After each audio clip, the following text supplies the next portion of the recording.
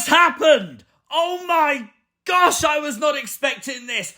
Bron Breakker speared Seth Rollins right at the end of Monday Night Raw. The Vision, well, they just came out to destroy everyone. They beat up Jey, they beat up LA Knight, and they laid out CM Punk. CM Punk had just become the #1 contender. He won the main event, a triple threat match against Jey Uso and LA Knight. The show was done, the Vision was celebrating, the title was raised, and the spear out of nowhere. We've teased massive teases like this before, where Bron Breakker might eventually break away from Seth Rollins, but let's be fair, we all kind of expected it to be like after WrestleMania. I was actually thinking tonight that it could happen around War Games. Seth was talking to the Vision backstage, talking about how great this moment was in his life, saying that right now no one can knock him off that mountaintop when we got a really smooth transition to set up maybe something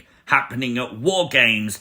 And obviously something's going to happen, I'm sure, with Seth. How the hell would that look now? I've got absolutely no idea, because Seth, well, he's no longer part of his own vision. Bron Breakker here, holding up the world title. Bronson Reed made his choice, which is interesting because earlier on, Seth Rollins actually crowned him the new tribal chief. Paul Heyman, well, he's made his choice too. And that kiss from Seth Rollins, well, that must have been one last kiss goodbye, because Heyman is with the Bronze. Is this a sign that Bron Breakker is the next World Heavyweight Champion? I hope so. We know we got to do CM Punk versus Seth again at some point, so I'm going to assume that maybe happens at Saturday night's main event at the start of November, and then maybe we do like Seth versus Bron at Survivor Series.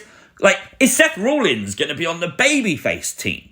I'm really confused now how War Games shapes up, but you know what? Being confused is not a bad thing. I have to ask you though, let me know all your thoughts. What do you think of this in the comments section down below? Because this is things you might have missed. For everything else that happened this week on WWE RAW, make sure you hit the like button, and if you are new to the channel, hit the subscribe button too. To the first match of Raw, it was Dirty Dominik Mysterio versus Penta for the IC Championship. Lots of good stuff here, a very fun match that would see Dominik Mysterio use the ring bell hammer to the knee of Penta, and then put it in his boot to deliver a 619 with the hammer, leading to Dominik Mysterio retaining the Intercontinental Championship. There was a distraction for Penta by Rusev, and I've seen a lot of people saying, oh, but why did Rusev get involved? Rusev already has a match against whoever the champion is. To me, that was obvious. Rusev wants Dominik Mysterio. The question now, when Rusev faces Dominik Mysterio, does Penta get involved? Also, you probably saw it all over social media this weekend. Dominik Mysterio has a new neck tattoo. Let me know your thoughts on it in the comment section down below. Kairi Sane has got an old theme song back. Very interesting and cool. It's great that WWE's doing this, with rumours circulating that even more names could be getting their old theme songs.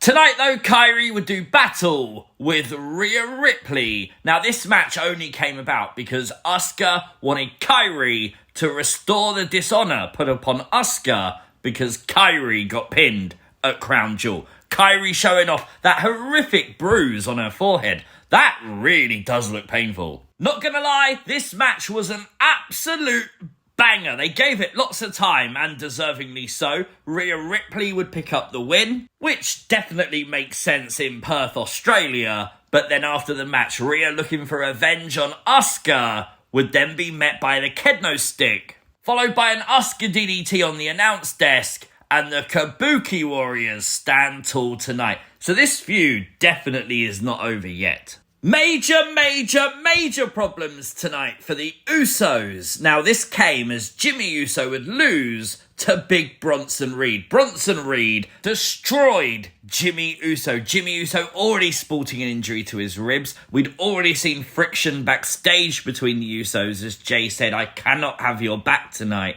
because I need to focus on the main event. With Bron Breakker getting involved after the match, though, it would bring Jey out. Jey would help Jimmy to see off the Vision, but look at this. Jey holding his ribs. Jey not at 100% again. taking the focus off preparing for his match. An ecstatic and victorious Maxine Dupree got a massive reaction in Australia today as she talked about beating Becky Lynch last week, revealing in a huge announcement that next week on Raw, she gets a shot at the Intercontinental title and Becky. I love what they did last week, and I like the fact Maxine's going to get another opportunity, but I don't think she's going to be successful. I do think next week Becky beats her, then we potentially see the return of AJ Lee, which makes sense. Becky doesn't seem to be on this Australian tour, and neither does AJ Lee, so presumably next week,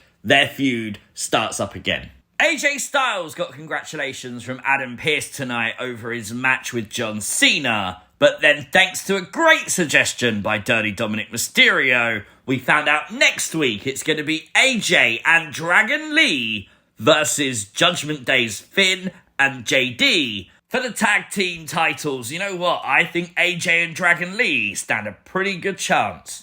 Bayley and Lyra Valkyria were successful in tag action tonight, defeating the Judgment Day's Roxanne and Raquel. Very interesting finish to this match as Lyra would slap Bayley. And that was the trigger. That was the moment that Bayley switched tonight. Bayley went into full focused mode as she would then take the fight to the Judgment Day, pulling them back into the ring and picking up the win. I really like this dynamic. It does feel like Lyra and Bayley are a bit refreshed now with this Bayley character change. I want to see more direction for it, but honestly, I'm enjoying every moment of it so far. But I do want to praise Michael Cole. He made a really good call on commentary tonight during the match when he was talking about personal messages, text messages he was getting from Bayley, really highlighting the fact that she has these alter egos by saying one day she's really nice to me and the next day she's calling me an idiot again. And I really like that. We forget sometimes how much the commentary team do tell their own little stories to pursue the bigger story for the superstars in ring, and it sometimes works spot on perfectly,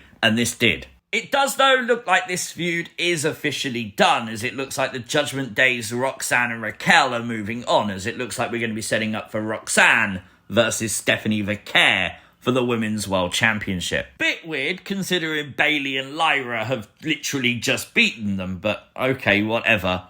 And it's good to see that we're actually going to get a decent feud now, hopefully, for Stephanie.